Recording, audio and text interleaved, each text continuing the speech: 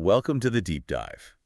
If you're tuning in today, there's a very good chance you are deep in study mode, staring down the barrel of your professional planning exam. Oh, absolutely. You're probably, buried in notes right now. Yeah, trying to memorize decades of planning theory. Yeah, And honestly, we are thrilled to be your study buddies today we really are. because our mission for this deep dive is to systematically unpack a very specific, highly testable 2017 article. It's called the Planning Experience and Planner's Ethics. By Mickey Loria and Maloney Long. Exactly. And by the time we're done here, you're going to know this material inside and out. That is exactly the goal, because to really understand what Loria and Long are doing here, you have to realize this article is essentially, well, it's a modern sequel to a famous 1979 study by Elizabeth Howe and Jerome Kaufman. Right, the classic 79 study. Right. So the core question they're asking today is, how do modern planners view their roles? And how do they make ethical choices when things get really complicated, compared to the planners operating back in the 1970s? It's such a fascinating comparison. So as a blueprint for you listening, we're going to explore the historical baseline of the roles planners take on, then wade into the different ethical frameworks they use. Which is huge for the exam. Huge. Then we'll break down how the researchers actually measured all this, and finally get to the crucial findings that you will absolutely need to know for your test. Sounds perfect. Let's get into it. Okay, let's unpack this by looking at how planners see themselves in the workplace. Because the authors lay out that planners generally fall into four distinct roles. Yeah, and historically, that 1979 Howe and Kaufman study defined three, but Laurie and Long bring a fourth into the mix. Right. So first up, we have the technician. This is the impartial objective advisor. The human calculator. Exactly. If you're playing this role, you rely purely on science, expertise, and hard data.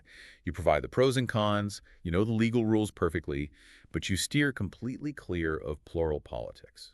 And just to clarify that term for anyone taking notes right now, plural politics essentially refers to the messy, real-world tug-of-war between different community interest groups. Developers, city councils, all of that. Yeah. The technician wants absolutely no part of that. They do not push a personal policy preference. They just deliver the facts. Just the facts. Contrast that with the second role, the politician. Oh, the total opposite. Completely. This planner is a value-committed advocate. They lean heavily on interpersonal skills, coalition building, and communication to actually get things done. They actively advocate for specific policies. Right. They recognize that technical brilliance doesn't really matter much if you cannot navigate the political landscape to get a good project approved. Right. They are in the trenches fighting for an outcome. And then sitting right between the technician and the politician, you have the hybrid. The pragmatic planner. Yes, the pragmatic one. They believe a plan needs to be both technically sound and politically supported. So they use a mixture of technical or political strategies depending on what the specific situation demands. Highly adaptable. Very adaptable. But then we have this fourth role, the new addition by Laurie and Long, Yes, the careerist. the careerist. The authors categorized this group based on planners who scored very low on both the political and technical scales in the survey. Which is kind of funny when you think about it. It is. Sometimes referred to in older literature as pretenders, these planners view their position merely as a vocation. They are primarily focused on vocational survival. Just keeping their jobs. Basically, meeting bureaucratic requirements. Their strategic decisions are not based on deeply held ethical convictions or the integrity of their technical expertise. They are just doing what the bureaucratic apparatus requires of them. It's the ultimate punching the clock until 5 p.m. approach. Every office probably has at least one careerist just trying to survive the week. So we know the roles these planners play, but what happens when their moral compass is actually tested? That's where it gets complicated. It really does. How do these roles map onto the American Institute of Certified Planners, or AICP, Code of Ethics? Because this is a massive concept for your exam. The authors map the code to three major ethical theories. And understanding these three pillars is absolutely essential for the test. Let's break them down. The first is virtue ethics. This is entirely aspirational. It's based on the moral character of the decision maker rather than strict rules or specific outcomes. So it's about who you are. Right. It's about striving for excellence and acting the way a highly respected professional ought to act. In the AICP code, this aligns perfectly with Section A. Which is literally titled principles to which we aspire. Exactly. It's about the broad responsibility to the public, like ensuring people have a meaningful opportunity to impact the plans that affect their neighborhoods. I always think of it as the be a good person framework. It's about your internal character. That's a good way to look at it. Then the second pillar is deontic, or deontological ethics. This one is entirely rule-based. Pure rule following. Yep. It means doing the right thing simply because the rules dictate it, regardless of what the outcome might be. For planners, this is Section B of the AICP Code, our rules of conduct. You follow the rule because it is the rule. Exactly. And here's a quick mnemonic for you while you are studying. If you see a multiple choice question on the exam asking which ethical framework drives Section B of the Code of Conduct, match the D in deontological to duty. Ooh, I like that. Yeah, it's your duty to follow the rules. That is a great way to remember it. Then there's the third pillar, utilitarian ethics. The outcome-based one. Right, entirely outcome-based. Yeah. The ethical choice is the one that maximizes utility and reduces suffering for the greatest number of people in the community. Essentially, the ends justify the means. It focuses entirely on the consequences. Yes. You can see this in the preamble to the AICP ethical principles, which emphasizes serving the public interest and finding the best actions to serve the entire community. To put utilitarian and deontological ethics into a real-world perspective for a second, imagine you have a scenario where you need to decide whether to bulldoze a historic building to build a desperately needed state-of-the-art hospital. Oh, that's a tough one. Right. So the utilitarian looks at the outcome and says, the hospital saves thousands of lives. The community benefit heavily outweighs the loss of the building. Do it.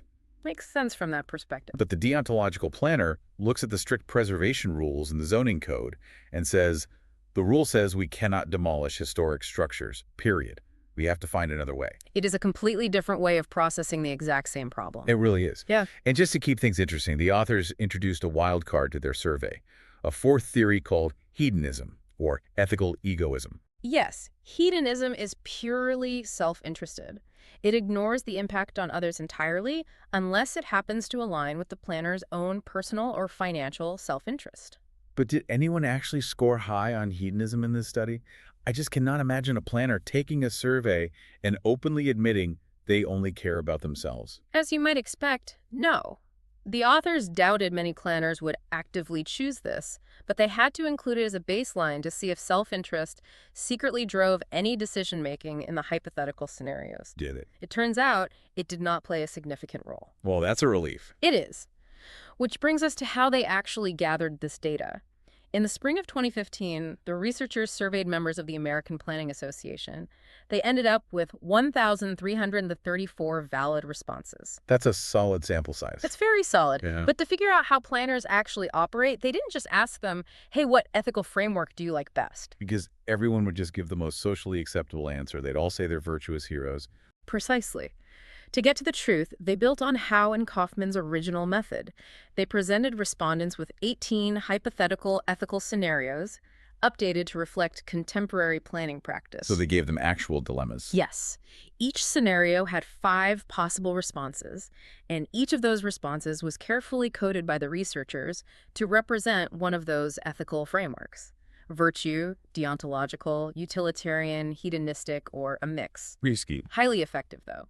The goal was to uncover which ethical framework planners genuinely rely on when faced with a tough choice in the field. They measured what planners would actually do, not what they say they believe. And the scenarios they used are so telling. Let's look at one of the specific dilemmas from the survey. They presented a scenario where a planner is asked to leak draft information. A classic ethical trap. Totally. If the planner leaks that information to the local Chamber of Commerce, almost 68% of respondents viewed that as a clearly or probably unethical. It was ranked as the most unethical tactic in the entire survey. But there's a twist. Yes. In a different scenario, where a planner releases draft recommendations early upon request to an affluent homeowners group, only 36% thought that was unethical. What's fascinating here is how it highlights a distinct, almost contradictory approach based entirely on the beneficiary of the action. Right. Who gets the leak matters. Exactly. Leaking to a business interest like the Chamber of Commerce is seen as a severe breach of the rules.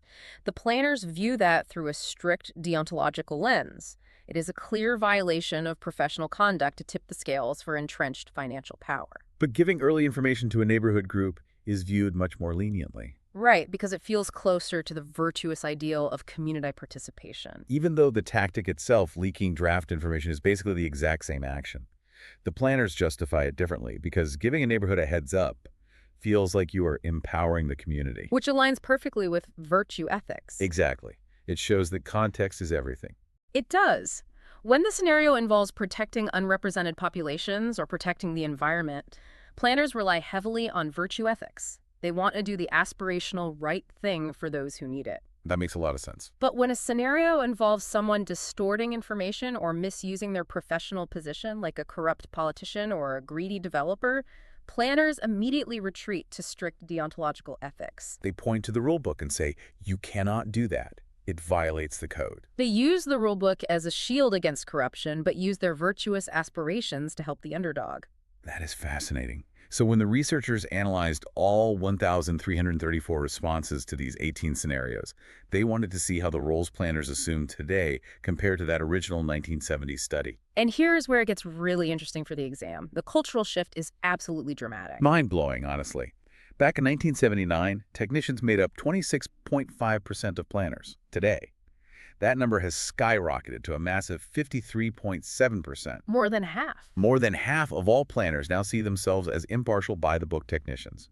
And look at what happened to the hybrids. In the 1970s, over half of planners, 50.8%, identified as hybrids.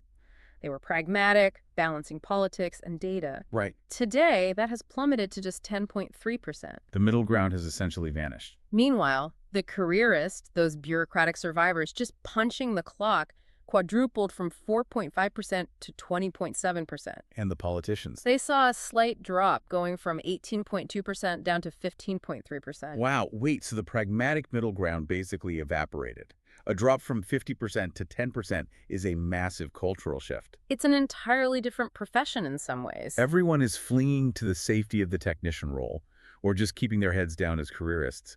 And for your exam, you need to know why this shift happened. The authors break this down using the demographic data from their survey, and the demographic correlation is a major takeaway. Let's hear it.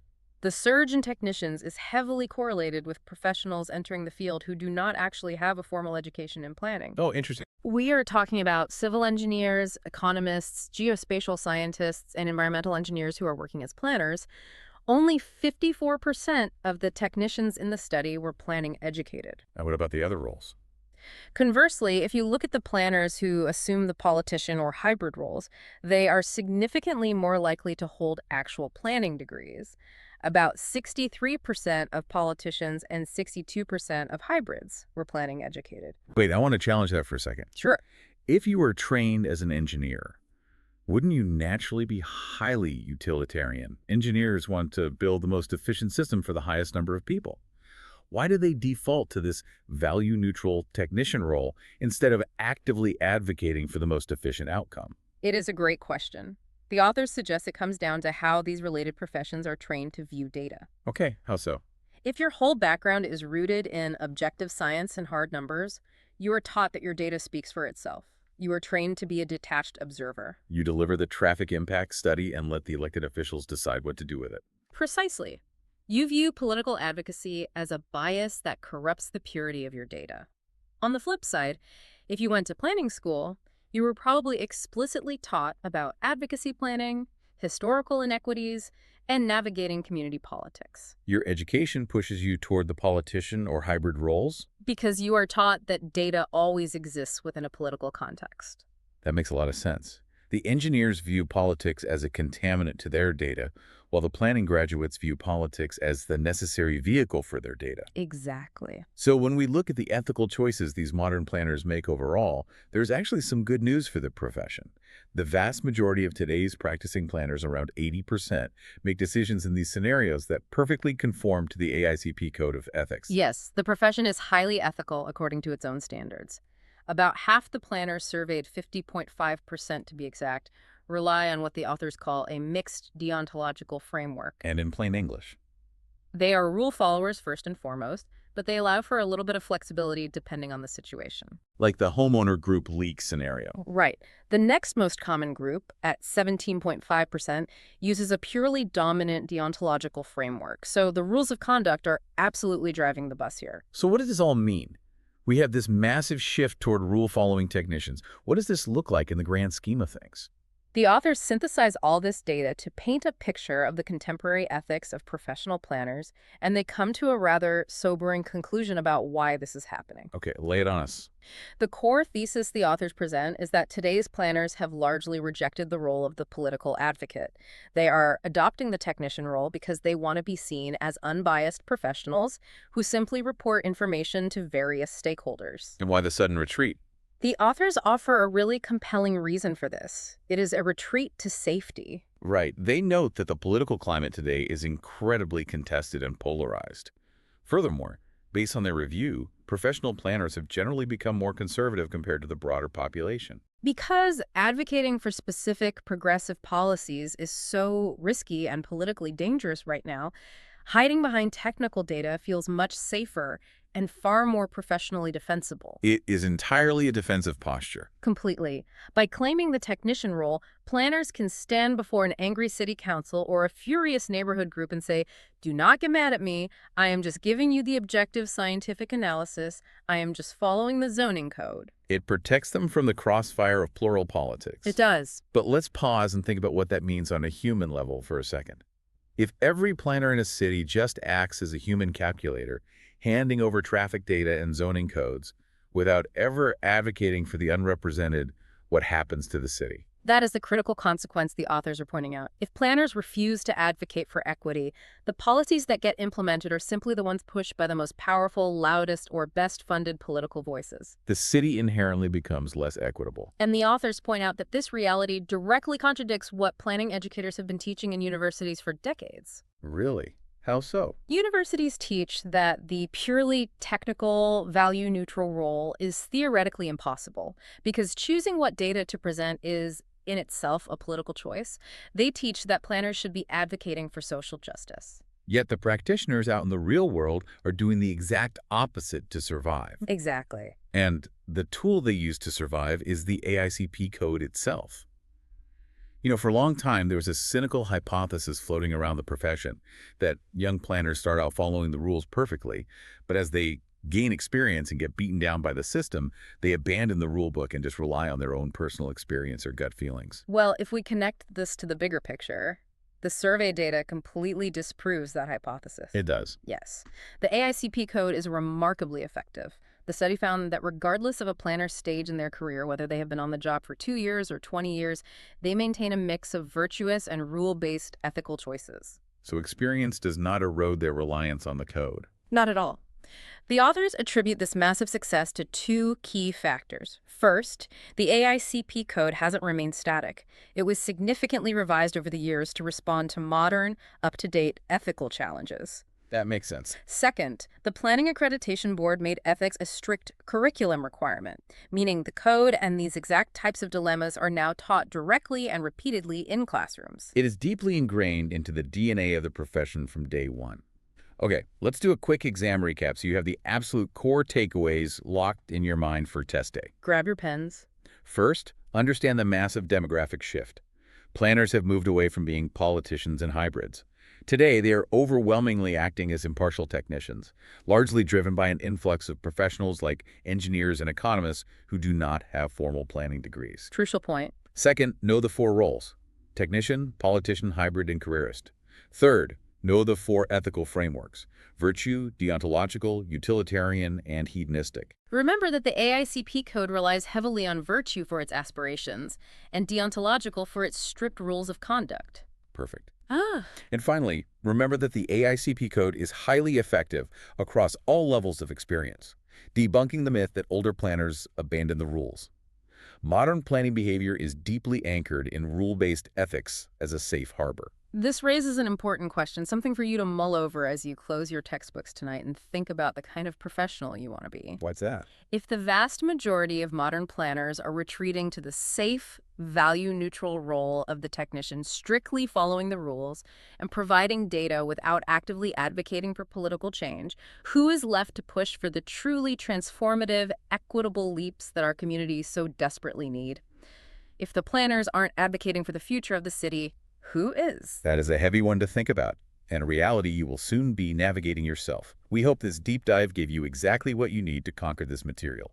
Best of luck on your professional exam. You are going to do great. Thanks for joining us, and we will catch you next time.